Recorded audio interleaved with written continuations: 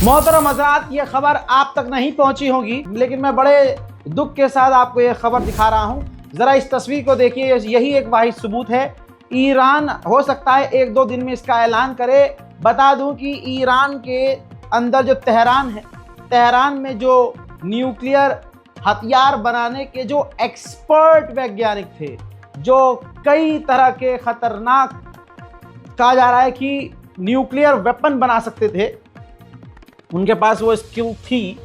बताना चाहूँगा कि इजराइल ने, मूसाद ने उनके घर के अंदर, वैज्ञानिक के घर के अंदर ही जो सेफ हाउस था, उसके अंदर उनको कत्ल करके ईरान का अब तक का एक बड़ा नुकसान कर दिया है। ईरान ने फ़िलहाल अभी तक इसका ऐलान नहीं किया है, लेकिन आप देख रहे हैं रज़ाग्राफी अनस्क्रिप्टेड। ईरान बाद में आपको वेरीफाई करेगा, लेकिन मैं आपको पहले ही बता रहा हूँ, खबर यही है, क्योंकि ईरान के खैमे में यही बात घूम रही है। उधर लबर लबर करता हुआ जर्मनी बीच में कूदा।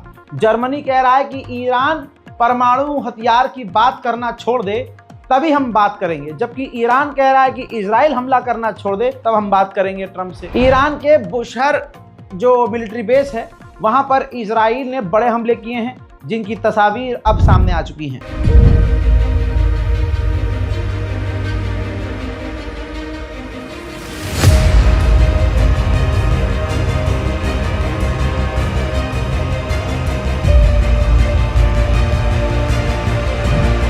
इसी तरह से ईरान के शेराज के बेस, मिलिट्री बेस पर भी तगड़े हमले इजराइल ने किए हैं।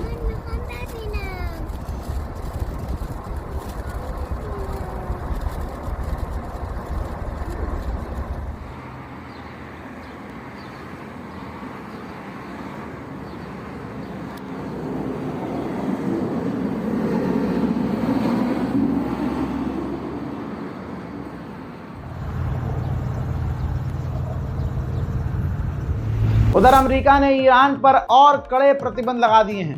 ससुरे ने देखा कि पाबंदी लगाने के बाद अगर इतने तगड़े इसके पास मिसाइलें हैं, तो ये और पाबंदी लगाओ। उधर इजराइल ने ईरान का आज कई मिसाइल, ये तस्वीर देखिए, मिसाइल लॉन्चर तबाह किया है, और उसकी वीडियो ये खुद इजराइल ने जारी की है। आपको रज़ाग्राफी दोनों तरफ के नुकसान जो एक्चुअल में हो रहे हैं दिखाएगा, आप इस बात पर यकीन रखिए। मेरे दोस्तों, अभी भी ये तस्वीर देखिए, इंटरनेट डेटा है ये ईरान का, जहां ईरान ने पूरी तरह से इंटरनेट को बंद किया हुआ है।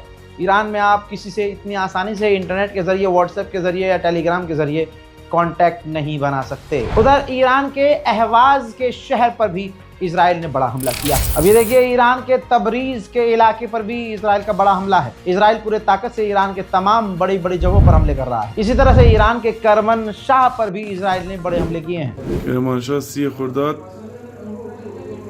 ساعت 1 ظهر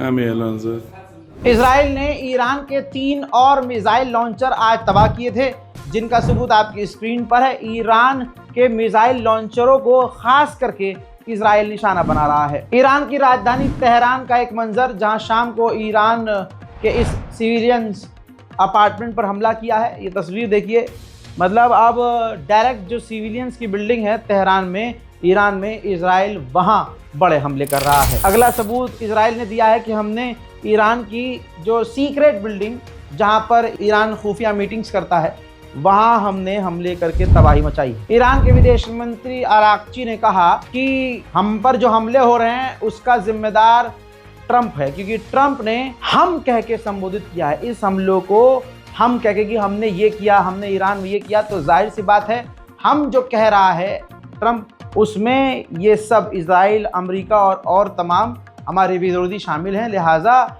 जिम्मेदार ट्रंप हैं। उन्होंने ये भी कहा कि हमने सिविलियंस पर कोई हमला नहीं किया, लेकिन अमेरिका और इजराइल ईरान के सिविलियंस को निशाना बना रहे हैं। ईरान ने आधिकारिक तौर पर कहा कि हम तो यूरेनियम कम बना रहे थे, और आप कहते तो हम बात भी कर लेते, डील हो जाती, और अभी भी तैयार हैं कि हम यूरेनियम अपना कम कर सकते हैं।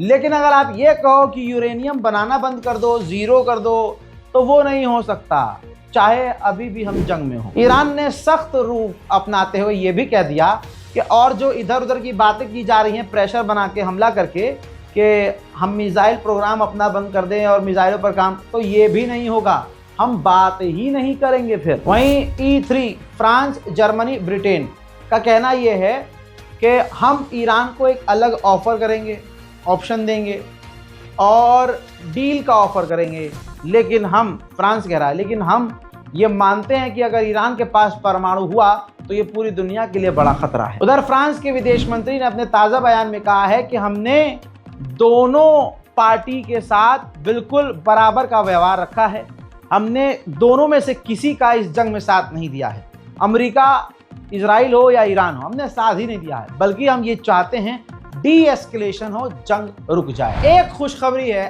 खामनाई के सीनियर एडवाइजर जिंदा हैं, अल्हम्दुलिल्लाह।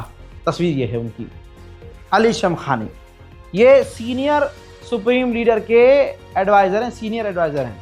इन्होंने ख़त लिखा है कि मैं घायल हूँ, बहुत घायल हूँ, इजराइल ने मुझे बहुत घायल किया है, लेकिन मैं ज़िंदा हूँ आगा, और मैं अपनी जान को आप पर और आपके हुक्म पर, अपने मुल्क पर कुर्बान करने के लिए तैयार हूँ। इसे कहते हैं दोस्तों देशभक्ति। सोचिए, इस इलाके के लिए, मिडिल ईस्ट के लिए खतरा कौन है? इतनी खतरनाक ईरान से जंग चल रही है, इसके बावजूद ये तस्वीर देखिए, लेबनान पर इजराइल ने बमबारी की है और बहुत खतरनाक बमबारी की है, कई लोग घायल हैं, कई लोग मारे गए हैं। फिलिस्तीन पर भी लगातार बमबारी कर रहा है, गज्जा में बमबारी कर रहा है, सीरिया पर बमबारी कर रहा है। कुछ झटुल्ले कहते हैं अड़ुए कि ईरान खतरा है, ये सिर्फ प्रोपेगेंडा है। इजराइल के डिफेंस मिनिस्टर ने आदेश दिया अपनी फौज को कि ईरान पर अब हमले और बढ़ाओ ताकि ईरान पूरी तरह से डिस्टेबल हो जाए। ईरान के बैंकिंग सिस्टम को हैक करके खराब किया गया है, जिसकी वजह से ईरान में एटीएम के बाहर लंबी लंबी कतारें हैं, लेकिन फिर भी एटीएम काम नहीं कर रहा है, एटीएम से पैसे नहीं निकल रहे हैं और ईरान की आवाम इस वक्त काफ़ी परेशान नजर आ रही है। मेरे दोस्तों तस्वीर देखिए, टैंकर, जी हाँ, मिडिल ईस्ट के लिए और भारी भरकम, भारी मात्रा में अमेरिका के टैंकर आए हैं। टैंकर ये वही हैं जो उड़ते हुए फाइटर जेट को उड़ते उड़ते ईंधन भर देते हैं। ईरान का शाहिद ड्रोन इतना सस्ता और बहुत आसानी से उड़ाने वाला, आप जरा ये समझिए कि उस सस्ते से ईरान के शाहिद ड्रोन को मार गिराने के लिए इजराइल का F-16 फाइटर जेट मैदान में है। देखिए, بطلع لك F-35 بخليك تتجرر فيه. إذا طيران ها طيران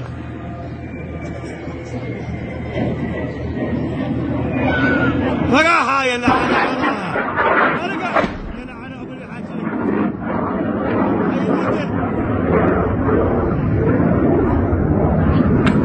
ارجع الله الله الله ارجع طيران اسرائيلي يضرب سيارة ايرانية في النصير। उधर इजराइल ने बहुत सारा वीडियो जारी किया है, ये देख लीजिए, जिसमें ईरान के रॉकेट मिसाइल लॉन्चिंग पैड को इजराइल ने बुरी तरह से तबाह कर दिया है, जो ईरान के लिए बहुत खराब और ख़तरनाक खबर है। उधर इजराइल की सेना ने आधिकारिक तौर से कंफर्म किया है कि हमने ईरान पर, उसके न्यूक्लियर पर, उसके न्यूक्लियर फैसिलिटी पर, उनके इंफ्रास्ट्रक्चर पर, हमने उनकी फ़ौज के अड्डों पर, हमने उनके जो रॉकेट लॉन्चर्स हैं उन पर बड़े और ख़तरनाक हमले किए हैं। आज ईरान के कई इलाकों पर हमला किया है इजराइल ने पूरी ताकत से, जिससे ईरान के अंदर डर तो पैदा नहीं हुआ, लेकिन नुकसानात हुए हैं। जैसे देखिए,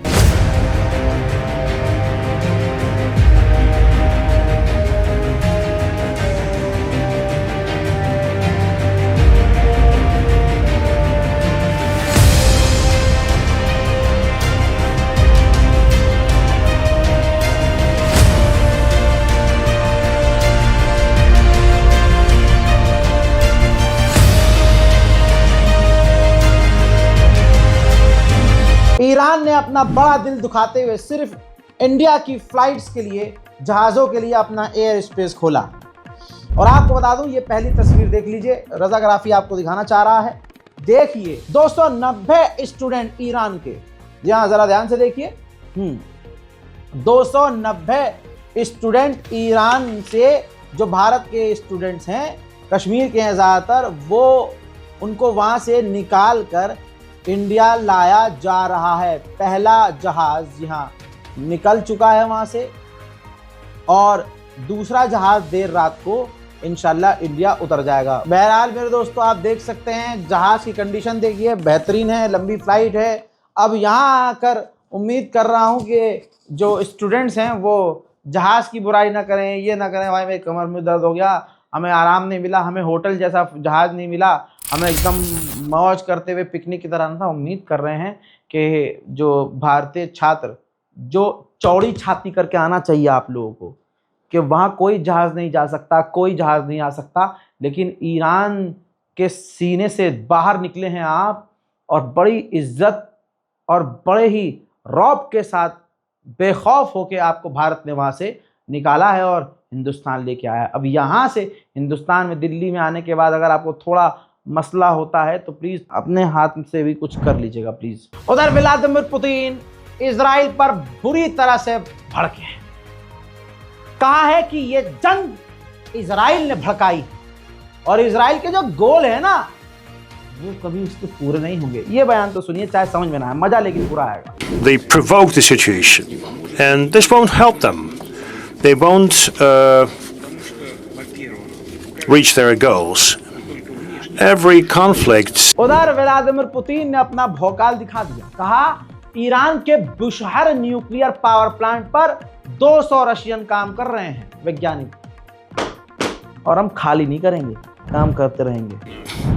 You know, these are not those who engage in actual combat, but we have some obligations, and we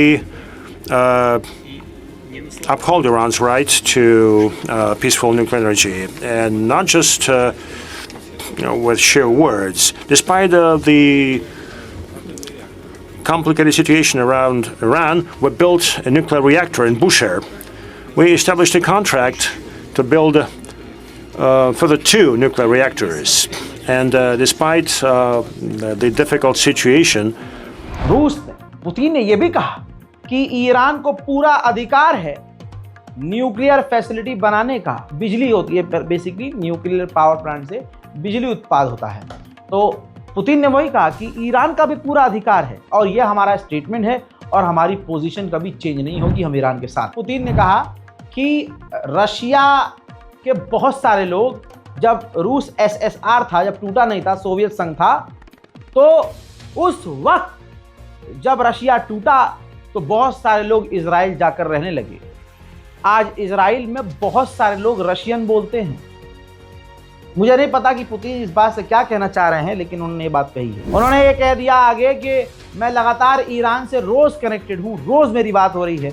मैंने डोनाल्ड ट्रंप हो, नेतन्याहू हो, टॉप लीडरों से फ़ोन पर बात करी और मीडिएशन करने को भी कहा है। और रही बात ईरान की, तो ईरान से मेरी रोज़ कनेक्टिविटी है और मैं रोज़ जो है उनसे टच में हूँ और लगातार बात कर रहा हूँ। साथ में कहा कि हम तो यही कहेंगे इजराइल से कि इजराइल ईरान पर हमले बंद कर दे और ईरान जो स्ट्रगल कर रहा है हम उसके साथ हैं, हर कंडीशन में हम ईरान के साथ हैं। रूस के क्रिमिनल ने यह तक कह दिया कि अगर ईरान के सुप्रीम लीडर को इजराइल ने मारा तो पंडोराज बॉक्स खुल जाएगा। यानी ये यूज होता है पंडोराज उसके लिए, जैसे कि मुसीबतों का पहाड़ टूटेगा। एक साथ मिडिल ईस्ट में बहुत सारे मुसीबतें आएंगी जिसे झेलना इजराइल और अमेरिका के लिए मुश्किल होगा। If it were to happen though, that Israel assassinated Ayatollah Ali Khamenei with US assistance, how would Russia react? Very negatively. Very negatively. We will strongly disapprove it. Would it prompt any action? Well, actually, it will lead to an action coming from inside Iran.